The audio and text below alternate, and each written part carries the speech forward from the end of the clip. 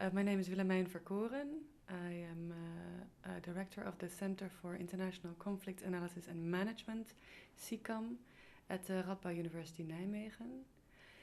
I'm from Amsterdam originally. I still live there. How did you first get involved with the study of peace and war?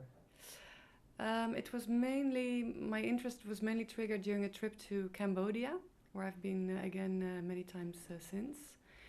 The first time I was there, I was very much intrigued first by what people can do to each other. So Cambodia is a country with an extremely traumatic, violent history of genocide. That was one thing that triggered my interest, and the other thing was the fact that there had been a mission, an international mission by the UN to introduce democracy, as democracy was seen as the answer to conflict and the way to guarantee lasting peace.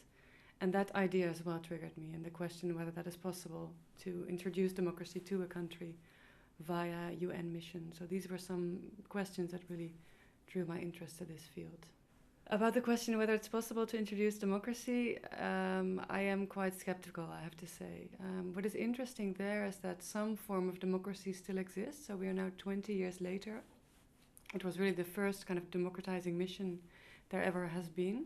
What we see is there are still elections every 4 years, so there's this formal kind of element of democracy, but then if you look more closely, it is really quite a strong one-party system, quite a strong authoritarian system based on kind of patronage relations. And these elections are only kind of on the surface a little bit, serving more as window dressing. And I think that's the kind of outcome that you see very often in this as a consequence of this kind of missions.